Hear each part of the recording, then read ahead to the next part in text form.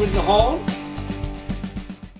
and then it's heated, and then I work it into this shape, put a curl on the end, straighten them up.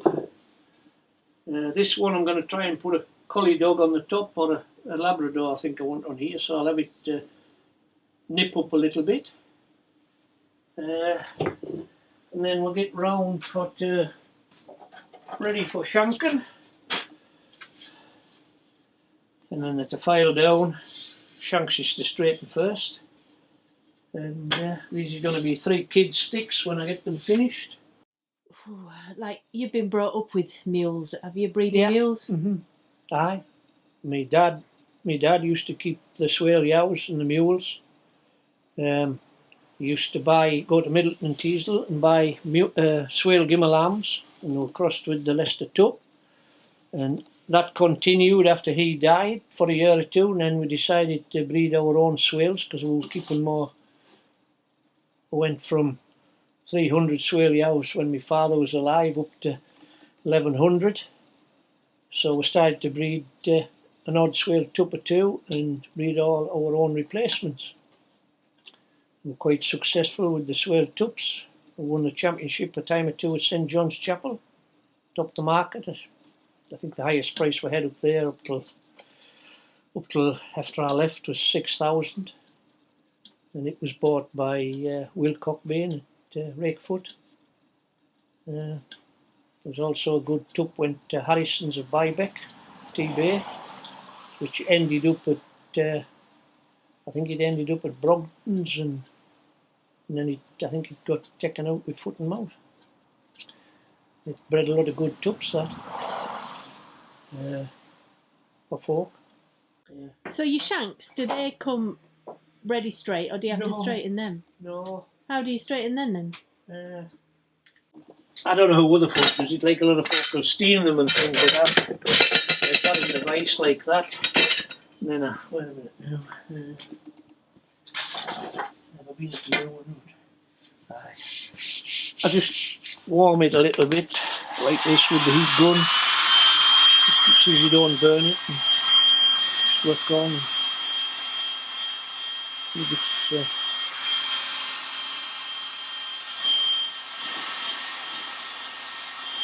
got to be patient. Just heat it up, and then when I get it warm, I hold the straight bit straight in there, and then I take the bend out just a bit like that there. Keep seeing if it's straight, and then just work down the shaft. The neck further down, just keep going down the shaft till I get it straight. This is what I use for heating the horns. What is it, a wallpaper stripper? Aye, that's what it is. I just keep working down the shaft and just keep bending, keep till I get it straight.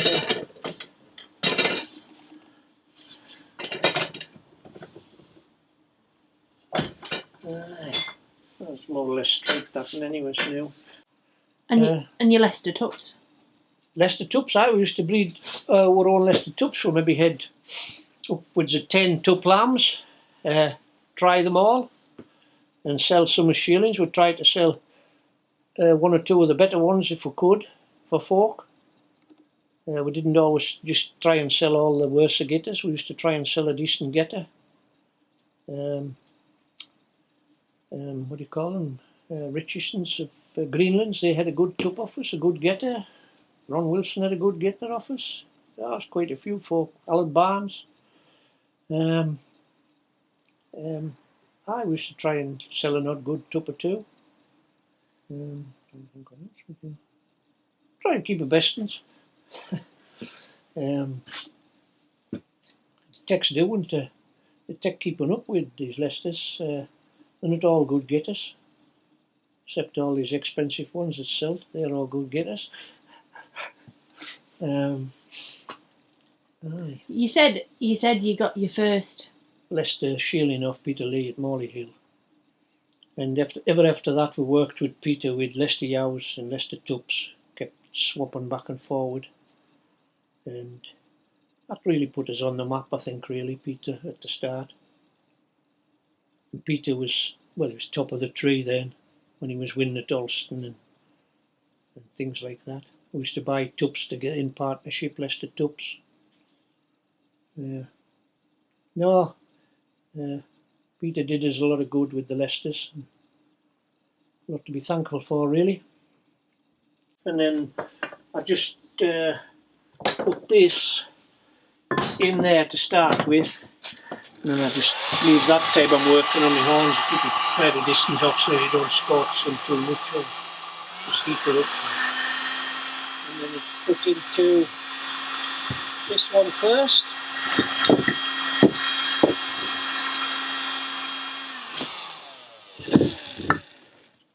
But it goes in there like that. And then it gets down and put that one in, to nip it down a bit more, it's a bigger one, and then finally into this one here. And then I put it in the old cruncher, nip it up. I bought this out of Lazenby auction mart, this old vice, because they used to have it, you know, when they used to maintain the pens there. Richard Hudson, I said to him, would they sell that vice? And he said, yeah. So get a bit of pressure on in there, tighten it up when it's heating, and then when I want a bit more pressure on, I put this on there and pull it down like that. And and then I leave it to cool a bit. The time that's cooling, I work with this one in the vise.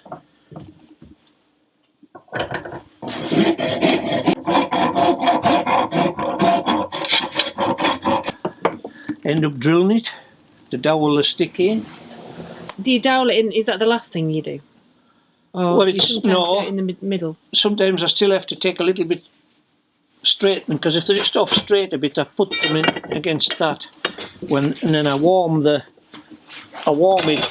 it here and put the clamp on like that, and then we'll warm it where it and then pull it over like that with the clamp, and then when it cools it sets where you've put it. Yeah. Well, I've been used to mule sheep all my life, and you see a lot of these continentals, but I cannot see any that's going to take the place of the mule. She's a wonderful mother.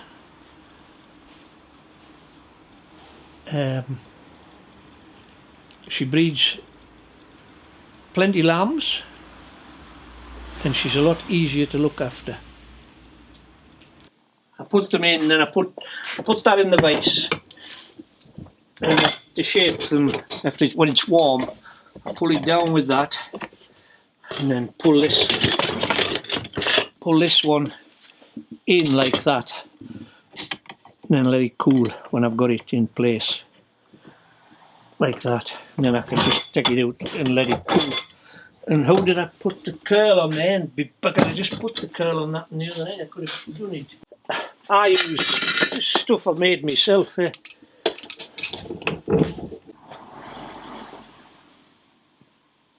I can use the horn. I warm the end when it's a flat. I thin it down flat. Then in there when I've got it. I've already got that turned. So I put it in there, nip it up, that, get me heat, warm it, and then pull it round, let it cool a bit, and then when it gets so far, when I've got it so far,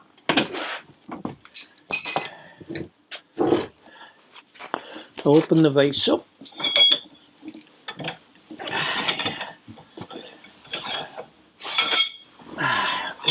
like this. Sometimes I wish I had 3 hands.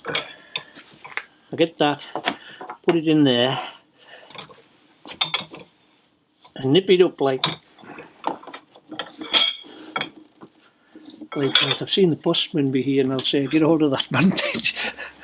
And then I get the heater and I warm this here like that, and I tighten it, and it curls it in that thing here. And you don't get it exactly where you want it, but have a smaller one and it tightens it up a little bit. And then if I want it just a little bit more sometimes, to tighten the curl up, I just put it in the vice, warm it and just leave it like that till it cools. And that puts the curl on the end. But such as this, where I'm going to put the collie dog on, I'm going to have to nip the horn there, so as it raises that bit of the horn up, you know, maybe a little bit. And then I've got enough to get the dog on the top. And what do you use to kind of sculpt the dog? Like what, chisels and things, or what do you? Anything from chisels, files. I've got small files in here, little files. But I use this quite a lot. Oh, what's that? It's a Dremel, and you can put different ends in it. Some for carving the horn and some for mark. Well, that's what I put the names in with that one. Carve them in, then I colour them, and then varnish it in. I put a cutting one in to start with. In there.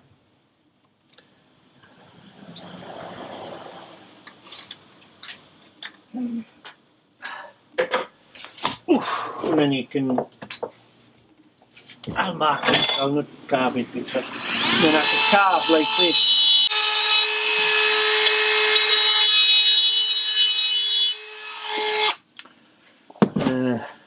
When I've got them so far there, I want to put them in the vice when I get to that stage. And I need these a lot of the time now.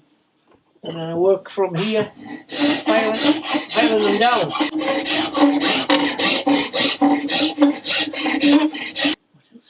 But I just made all this stuff myself, just for to nip them up. A lot of folk buys all this stuff, you know, and I made them out of this.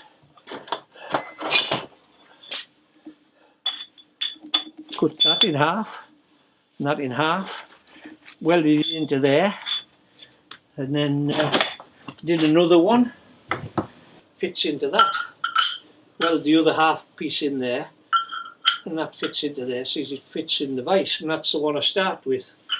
Then I work down to this one, then after that it's file. And then if the smaller pieces, well, I have smaller ones here that I've made. I've got metal wedges in case, because sometimes when they're narrow at one end and the other, and when you nip them you want a wedge in, so it nips equal. Out that I use is here, and that's more or less it. I've got different blocks that I've made for the job. It holds in the piece and thing. No, but they all do the same job. Aye, different sizes here.